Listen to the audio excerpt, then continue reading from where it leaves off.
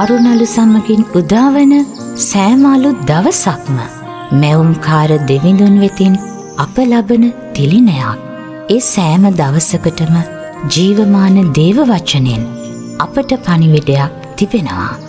ඒ පණිවිඩය පසක් කරදීමට දිනපතා දේව වචනය වෙත අපේ හදවත පිබර කරමු.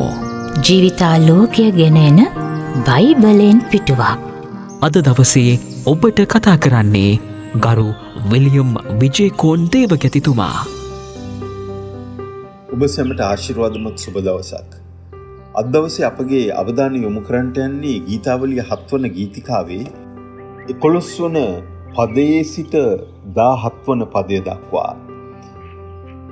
අප එම කොටසට සවන් දෙමු. දෙවියන් වහන්සේ ධර්මිෂ්ඨ විනිශ්චයකාරයෙක්. එසේය සෑමදාම උදහස් වන දෙවි කෙනෙක්. යමෙක් නොහැරෙම් නම් උන්වහන්සේ තමන්ගේ කඩුව මුහත් කරනසේක. උන්වහන්සේ දුන්න තැත්කවා සූදානම් කළසේක. උන්වහන්සේ ඔහුට මරණායුධ පිළියෙල කළසේක. උන්වහන්සේ තමන් ඊගස් ගිනි ඊගස් කරනසේක. බලව ඔහු අයුතුකම ප්‍රසූත කිරීමට වේදනා විඳී.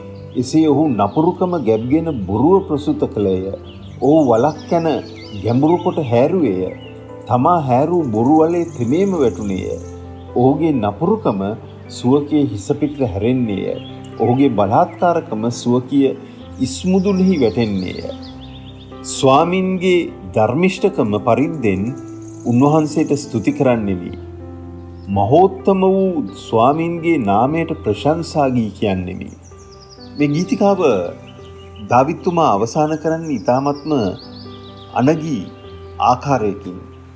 ඔහු පළමුවෙන්ම ස්වාමින් වහන්සේට විරුද්ධව සිටින්නන්ගේ ජීවිතෙහි සිදුවෙන්නා වූ දේවල් ගැන, දෙවියන් වහන්සේ ඔවුන්ට කරන්නා වූ දේවල් ගැන ඔහු ප්‍රකාශ කරනවා. ඔහු එහිදී කියනවා ස්වාමින් වහන්සේට විරුද්ධව සිටින්නා වූ අයව උන්වහන්සේ අතාරින්නේ නැහැ කියලා. උන්වහන්සේ අතාරින්නේ නැහැ. මක්නිසාද උන්වහන්සේට ඔවුන්ගේ ජීවිත තුළින් ලෝකයට තමන්ගේ මහෝත්තම භාවය, තමන්ගේ ධර්මිෂ්ඨකම, තමන්ගේ උතුම් බව පෙන්눔 කරන්නට ස්වාමීන් වහන්සේ එවැනි මනුෂ්‍යයන්ව පාවිච්චි කරනවා. අපි දකිනවා බයිබලයේ ලස්සන කතාවක් තිබෙනවා එස්තර් කියන පොතේ. එස්තර් තමන්ගේ පියා නැති වූ දැරියක් එස්තර්ව හදාගත්තේ මොර්දෙකයි. මොර්දෙකයි රජවාසලෙහි දොරටුවේ සේවය කළව කෙනෙක්. දවසක් රජතුමාට බිසවක් සොයන්නට කාන්තාවන්ව එකතු කරනවා.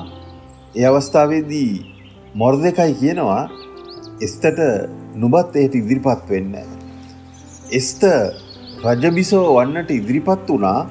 නමුත් රජතුමා දැනගෙන හිටියේ නැහැ එස්තර් යුදෙව් ජාතික තැනැත්තියක් බව. ඇය තමන්ගේ ජාතිය ප්‍රකාශ නොකර වසන් කරමින් සිටියා. එය දෙවියන් වහන්සේගේ සැලැස්මෙහි හේතුවක් වුණු බව පසු අපිට දකින්නට පුළුවන්. කොහොමද සිද්ධ වෙන්නේ? මේ විශාල රාජ්‍යෙහි රටවල් ගණනාවක් පාලනය කරන්නා වූ රාජ්‍යෙහි රජතුමා වෙතට අධිපතීන් නායකින් රැස් වෙලා ඔහුට කියනවා ඔබ මේ රාජ්‍යයේ උතුම් රජතුමා. මනුෂ්‍යයන් ඔබගේ හඬට කීකරු යුතුයි, ඔබට සවන් දිය යුතුයි. ඔබ ඇර වෙන කිසි කෙනෙකුට ගෞරවය දෙන්නට බැහැයි කියලා. රජතුමා ඔවුන් කියන්නව කාරණය පිළිගන්නවා. ඒ අතරදී මේ මනුෂ්‍යයන් මඟ පෙන්වනවා රජතුමාට නමස්කාර නොකර වෙන දෙවි කෙනෙක්ට නමස්කාර කරන්නා වූ යුදෙව් ජනතාව ඔහුගේ රාජ්‍යයේ සිටින බව. මේ යුදෙව් ජනතාව ඝාතනය කරන්නට අවශ්‍ය බව රජුට පෙන්වනවා. අවසානයේදී රජු ඒ අයගේ උපක්‍රමශීලී මාර්ගයට රජතුමා අසු වෙනවා. රජතුමා මොනවද කරන්නේ? දිනයක් නියම කරනවා යුදෙව් ජනතාව තමන්ගේ පාලන තිබෙන්නා වූ දේශයෙන් සමූල ඝාතනය කර දමන්නට. නමුත් ඔහු දැනගෙන හිටියේ නෑ ඔහු ප්‍රේම කරන, ඔහුට සමීපව සිටින ඔහුගේ භාර්යාව වන බිසව යුදෙව් ජාතික කාන්තාවක් කියලා. දෙවියන් වහන්සේ කියන වචනය සඳහන් වී නැති බයිබලයේ එකම පොත එස්තර් පොත. ඊශ්‍රායල් ජනතාව ස්වාමී වූ දෙවියන් වහන්සේට නමස්කාර කළා කියන වචනයක්වත් එහි නැහැ. නමුත් අපි දකිනවා ජීවිත රටාව තුළින් දෙවියන් වහන්සේව නමස්කාර කළා පමණක් නෙවෙයි උන්වහන්සේට විශ්වාසවන්තව සිටියා වූ සෙනගක් මේ එස්තර් පොතේ සිටිය බව අපිට දකින්නට ලැබෙනවා. කුමක්ද සිද්ධ වන්නේ? මේ රජතුමාට ඉතා සමීපව සිටපු නායකයින් රජතුමාව පොළඹවනවා තමන්ට විශ්වාස නොවන සෙනගක් මේ යුදෙව් ජනතාව ඒ නිසා ඔවුන්ව සමූලය ඝාතනය කර දවන්නට. රජතුමා මේ උපක්‍රමයට හසු වෙලා සිටිනවා. ඒ දිනය නියම කරගෙන තියෙන අතරේදී මොර්දෙකයි රජ මාලිගාවට පණිවිඩයක් එවනවා එස්තර් බිසවට මේ යුදෙව්වරුන්ට සිද්ධ කරන්නට යන දේ පිළිබඳව. ඒ නිසා මොර්දෙකයි බලාපොරොත්තු වෙනවා එස්තර් යම් මැදිහත් වීමක් වෙලා රජතුමාට කතා කරලා මේ යුදෙව් ජනතාව ගලවා ගන්න පිණිස. නමුත් මෙහිදී එස්තර්ට ඒක කරන්න බෑ. තිබෙනා වූ රාජ නියෝගය අනුව. නමුත් මේ දෙවියන් වහන්සේට විශ්වාසවන්ත වුණා වූ තමන්ගේ ජීවිතයේ ස්වාමීන් වහන්සේ උදෙසා කැපකර තිබුණා වූ රජ මාලිගාවක හිටියත් දෙවියන් වහන්සේව විශ්වාස කළා වූ එස්තර් සෙනගට කියනවා යුදෙව් ජනතාව ගැනත් තමා වෙනුවෙනුත් යාඥා කරන පිණිස.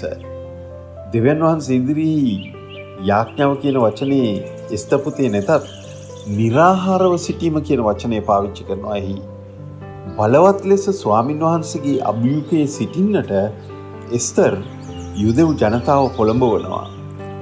ඒ නිසා යුදෙව් ජනතාව ඒ දේශය තුල සිටින ඔවුන් තමන්ගේ ජීවිත ගැලවෙන පිණිස යුදෙව් ජනතාවගේ ජීවිත ගැලවෙන පිණිස निराहारයෙන් යාඥා කරන්න සූදානම් වුණා.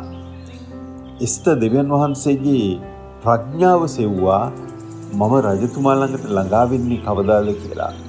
මන්ද රජතුමෙක් තමන්ගේ බිසව අඬ ගැහුවේ නැත්නම් ඇයට රජු ඉදිරියට යන්නට අවසරයක් තිබුණේ නැහැ. ඒ නිසා එස්තර්ට රජු ඉදිරියට යන්න අවසර නැහැ.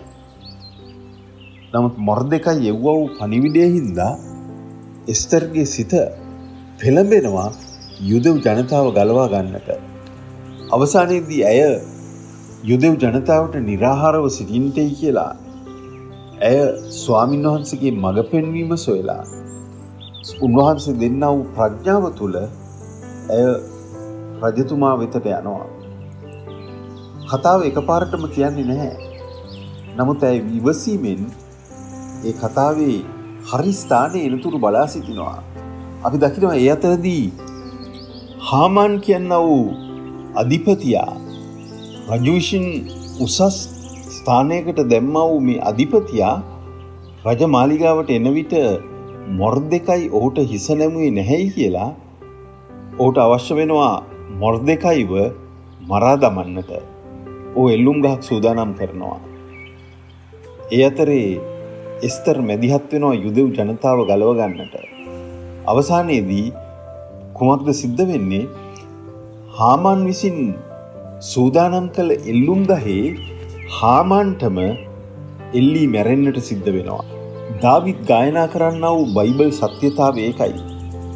දාවිද් ස්වාමීන් වහන්සේ අභිමුඛයේ ගායනා කරන විට තමන්ව ආරක්ෂා කරන පිණිස තමන්ට විරුද්ධ වෙන්න වූ සතුරන්ගෙන් ආරක්ෂා වන පිණිස ඔහු අවසානයේදී කියනවා ඒ සතුරන් විසින් හාරන ලද වලෙහි ඔවුන්ම වැටෙන්න ඕනේ.